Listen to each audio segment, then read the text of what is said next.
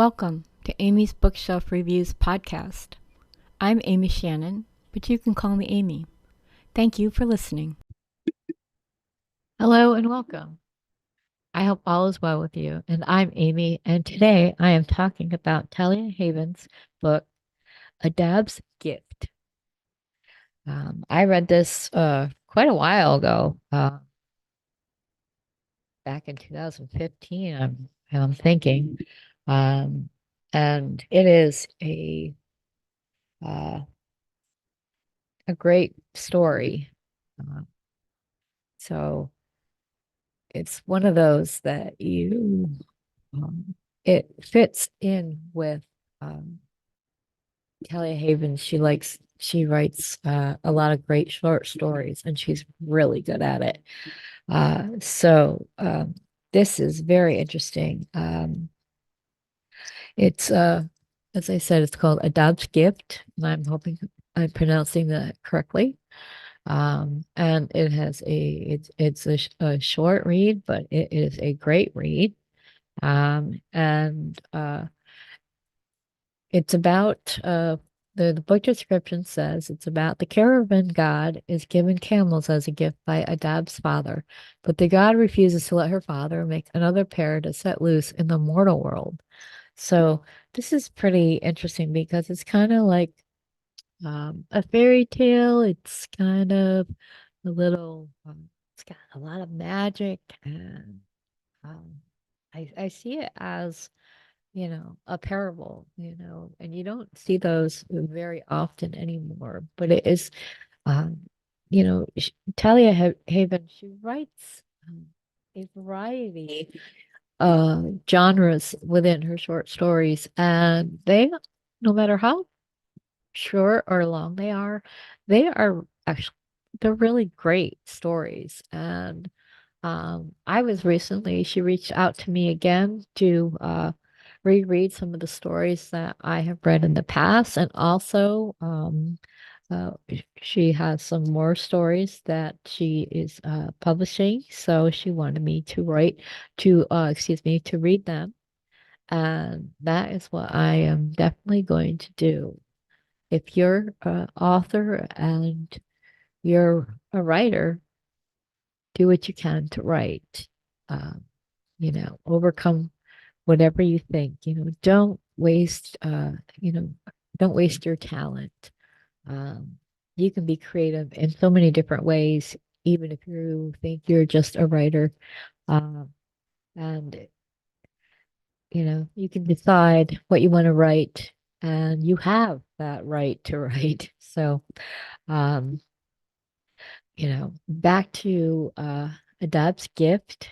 Um, I wrote a review, and by looking at it, rereading it after I reread the story, I wanted to, I have to refresh myself. I read so many books, and I've been doing this since 2014, and I think I read the story in about 2015-ish. So I have to obviously reread it in order to discuss the book. I dug up my old review and I had given it 4 stars and I called it a magical parable. This is the second story I read by Talia Haven, and the work still impresses me. Short stories are often harder to write as the writer must write a complete story, and this is one of those stories. It's magical and festive, and the writer expresses the story and culture very well. It does come across as a folk tale or a parable and does seem to provide a lesson, not just to Ada, but the reader as well. The story does feel like it's just the beginning, and let's hope there are more to come. So this is a great short story, and I really enjoy reading it and going back to read stories that I haven't read in a long time. It just kind of reminds me of the author's writing. Um, if you are an author and you've been writing for a while, the last thing you wrote will be, and it should be, better than the first thing you've ever written. Because your writing should get better. You learn and you add more experiences to your writing, even if you do it subconsciously. I am so glad to be, I guess, reunited with Talia Haven and her work. And she's written another story, which I can't wait to read. It is on my list. Um, so, Adab's Gift. I'm going to read the first section of the story. And if you like this book, you can find it on Amazon. You can do a search for Talia Haven. Uh, the link to her Amazon page is in the description of this podcast. The Dab Gifts by Talia Haven. Adab barely heard the metallic jingles.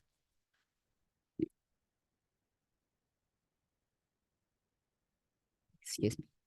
Let's start that over.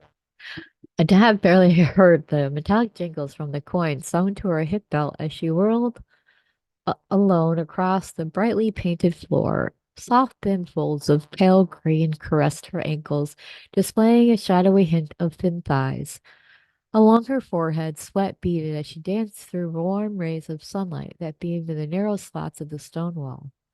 Beneath her feet, the story of how Alquan created the Dijon was laid out in order, from the first male and female, formed from the shifting sands to the sacred word he spoke that made the Dijon who they are. Adab's dance, her gift to the Divine One, covered the entire story.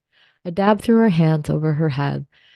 Finger cymbals clinked together. She kept a steady rhythm with a clapping hand, which kept beat with the vibrations caused by the pounding drums under her bare brown feet. She had come to the most important part of the dance, the moment when hearts start to beat.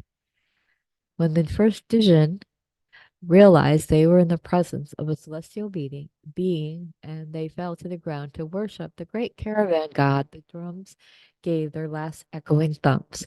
On cue, Adab, daughter of Munsif and Guyana, and if I am mispronouncing these names, I apologize, dropped her thin frame gracefully to the ground. Alquan's festive hall erupted in applause. From his seat above the crowd, the caravan god lifted his glass goblet above his turban-covered head in recognition of the young girl's performance. The mortal woman next to the dais needed no prompting. It was well known that when it came to dancing, Adab is Alquan's favorite. She tossed a suitable gift, a golden anklet.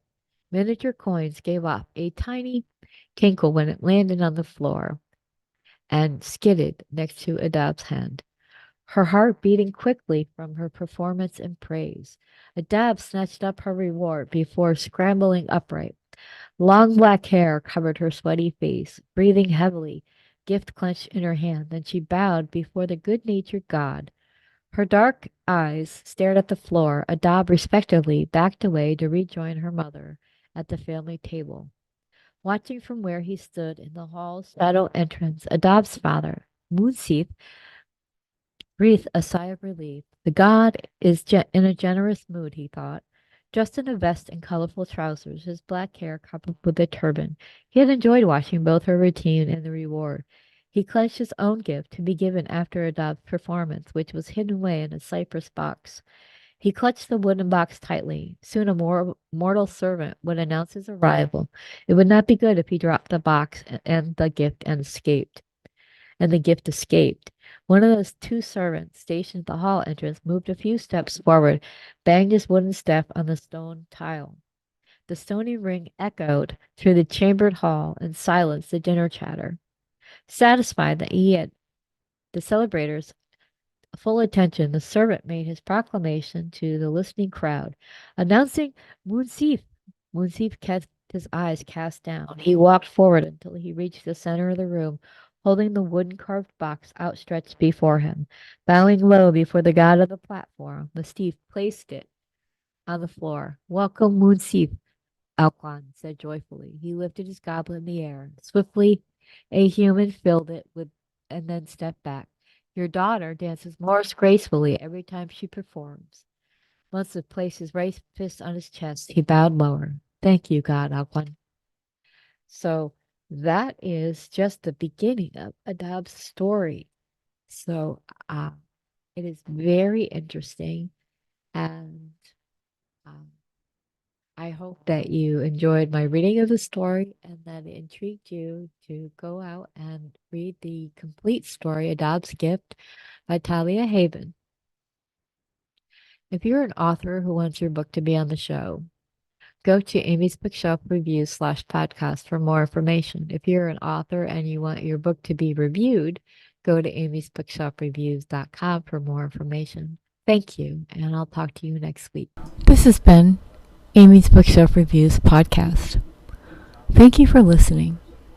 And always, be kind and stay safe. Thank you.